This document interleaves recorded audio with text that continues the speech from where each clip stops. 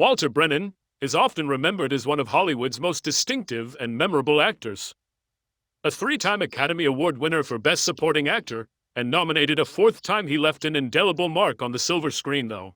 Born a true New England Yankee, Brennan often came across as a down-home country boy, a persona that helped define his most iconic roles. He's perhaps best known for his performances in classic westerns, including his roles as the scrappy deputy Stumpy in Rio Bravo, and the eccentric Judge Roy Bean in The Westerner. There was an undeniable brilliance to his character. Something about his performances resonated deeply with audiences, earning him a place in the hearts of moviegoers around the world. But behind that homespun charm and award-winning talent was a darker reality. As his fame grew, so did troubling rumors of racism, paranoia, and deeply hateful views.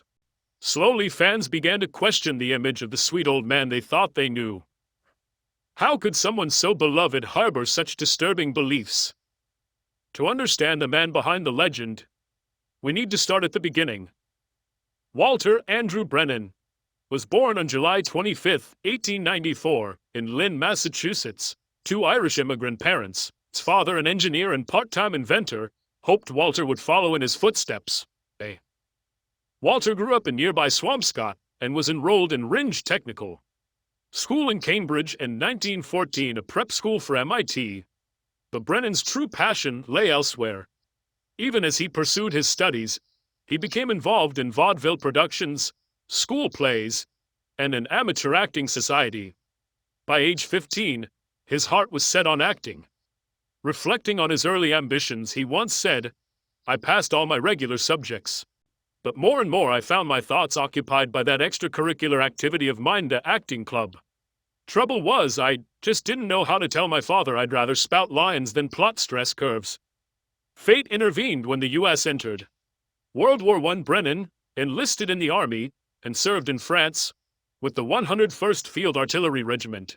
During combat, he was exposed to mustard gas, which damaged his vocal cords and left him with the distinctive reedy voice that would later become one of his trademarks. After recovering and returning to the U.S., Brennan took on various jobs, working as a financial reporter, a lumberjack, a ditch digger, and a bank messenger. Eventually, he found success in real estate, but the 1925 real estate crash wiped out his fortune. Facing a bleak future, considered moving to Guatemala to become a pineapple farmer.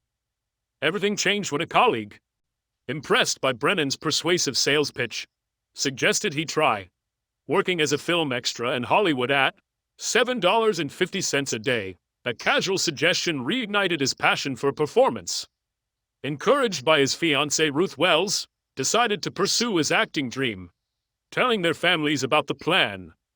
However, didn't go over well, especially with the Wells family. Ruth's father strongly disapproved and refused to bless the marriage. Despite the opposition, Walter and Ruth married and headed west to California. Their journey was hardly glamorous. Walter described their vehicle as an old touring car that barely ran, and during a storm, the top blew off while they were driving. But Ruth took it in stride. "Alt!" Walter later recalled, "My new wife was equal to the situation. Out, she stuck an umbrella up through the rip, opened it, and away we went again." It was the beginning of a long and complicated journey, one that would see Brennan rise to the heights of Hollywood fame, while hiding a far less admirable side of his personality. While many may recall Walter Brennan's old man antics being parodied in a few comedy films, his journey to stardom was no laughing matter. When he and his wife arrived in California, they quickly realized that making it in Hollywood was far more difficult than they had imagined. They were stunned by the sheer number of aspiring actors roaming the streets, some talented, many chasing the same elusive dream. But Walter Brennan wasn't one to waste time. The moment he got to Los Angeles, he joined the long casting lines just like everyone else. It was during one of these waits that he met Gary Cooper, who at the time was facing the same struggles breaking into the industry. Eventually, Brennan caught his first break, but not in the way most would expect. He once said, "I finally got a break, but only because I knew how to make a jackass of myself." That break came in the most unlikely of moments. After standing in line all day only to be turned away, Brennan noticed a film crew trying to coax a donkey into braying for a scene. Frustrated yet resourceful, he approached the director and offered to do the bray himself, in the condition he be cast in the movie. Amused, the director agreed. Brennan nailed the sound effect, and that oddball moment became his first appearance on screen. From there, began taking small roles in silent films often, without dialogue, and slowly built a resume playing everything, from goofy sidekicks to elderly patriarchs. Early credits included Webs of Steel 1925 and Lorraine of the Lions 1925. Director Richard Thorpe noticed his versatility and frequently cast him as an extra. Before Brennan earned major roles, he appeared in over 30 films. His first significant screen appearance came in King of Jazz 1930, a lavish Universal musical review, but tragedy struck in 1932 while filming an action scene. Brennan was either kicked in the face by another actor, or as some reports claim, by a mule, resulting in the loss of many of his front teeth. After that, he began using dentures. This accidental transformation became one of his greatest assets. Removing his teeth instantly aged him by decades, allowing him to convincingly play much older characters. Known for his humorous quip, Brennan would often ask directors, with or without, referring to whether he should wear his dentures. For the scene, his major break came with The Wedding Night, where he played a minor role as a taxi driver.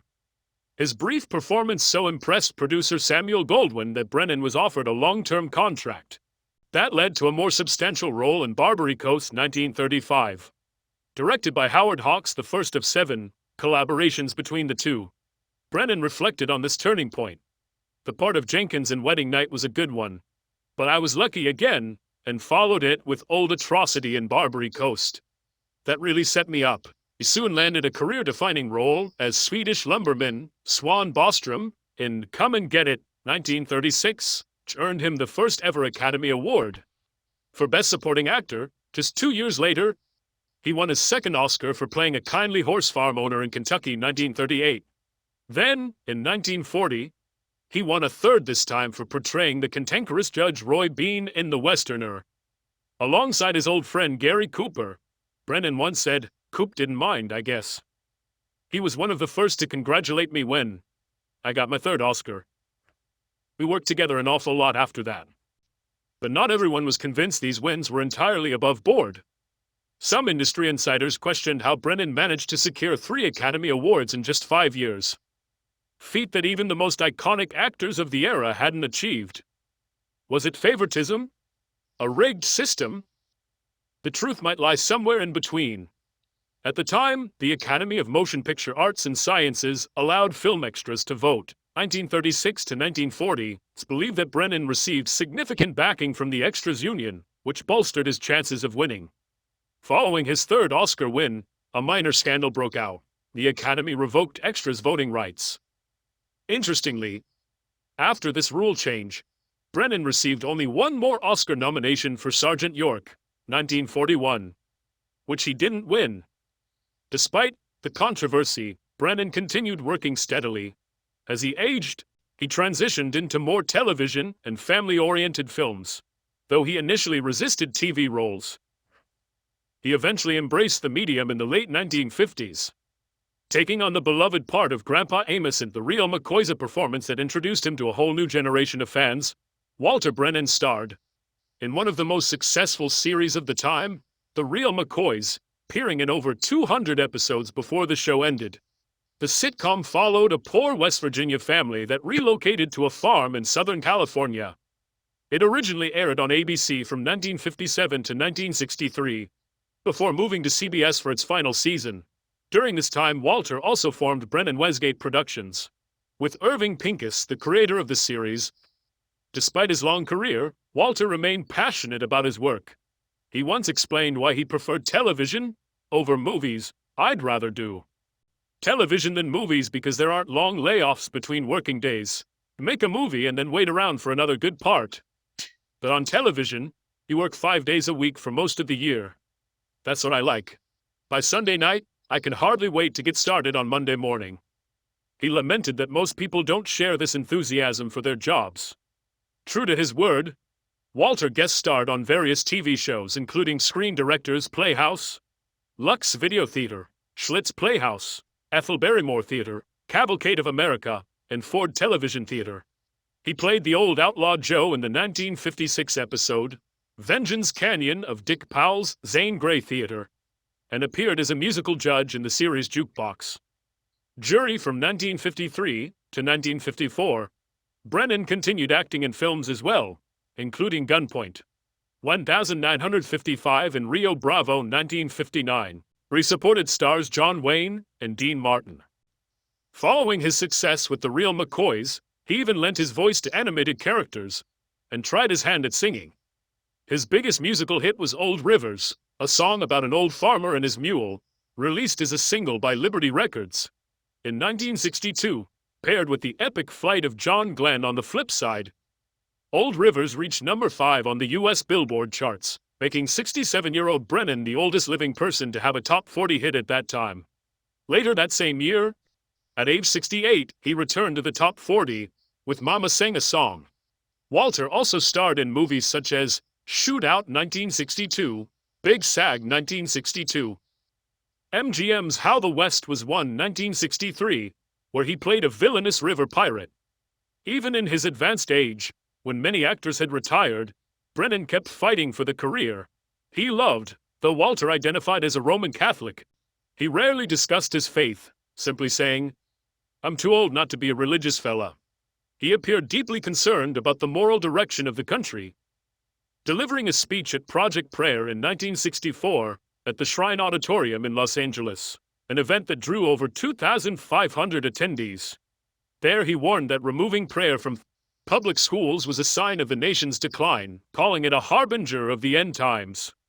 The event, supported by actor Anthony Ely, aimed to send letters to Congress defending school prayer after the Supreme Court declared mandatory prayer unconstitutional in 1962 and 1963, citing the Establishment Clause of the First Amendment. While engaging in activism, Walter continued his acting career. He had a supporting role in Disney's Those Callaways 1965, acting alongside Brandon DeWilde. In 1967, he starred in another ABC series, The Guns of Will Sonnet, which ran until 1969. There, he played an older man searching for his gunfighter son.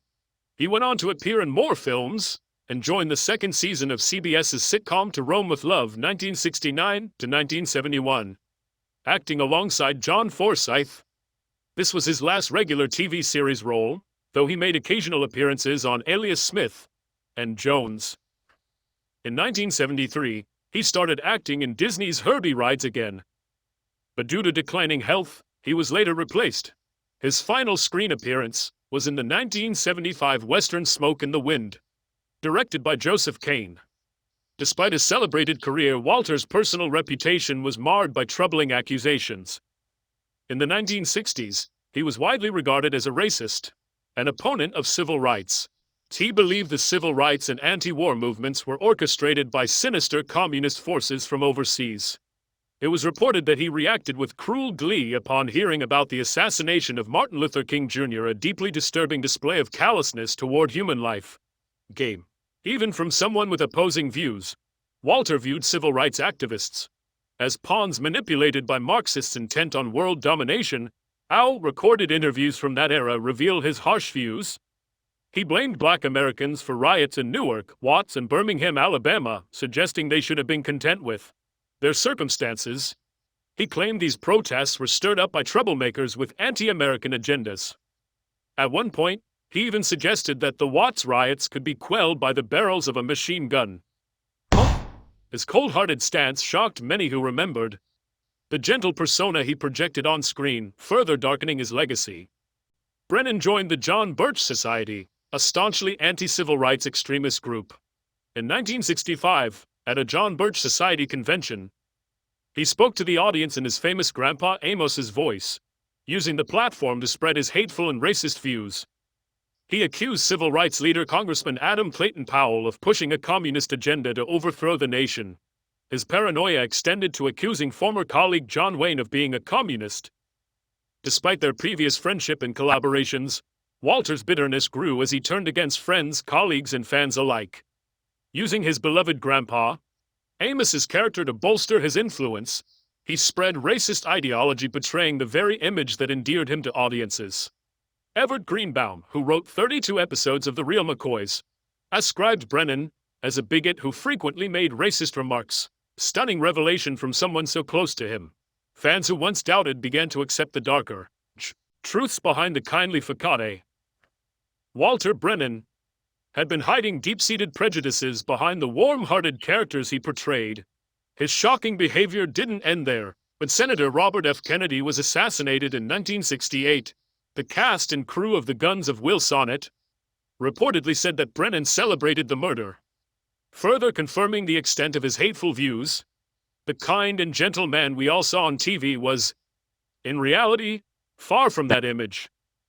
Walter Brennan openly supported the idea that people should be gunned down for speaking up for their rights. It didn't matter whether those people had suffered, or wealthy, or even his beloved fans. His stance was harsh and unforgiving. If that wasn't enough, Walter dug even deeper into hate and propaganda to connect with like-minded fans and spread his racist views. He joined the John Birch Society, an organization known for its staunch anti-civil rights stance, blatant bias, and hatred. In 1965, at a John Birch Society convention, Walter recorded several tracks and spoke to the audience using his famous Grandpa Amos's voice.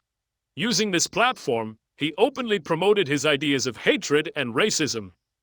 He claimed that African Americans in the civil rights movement were led by Congressman Adam Clayton Powell, who he alleged was manipulating people to push a communist takeover of the nation.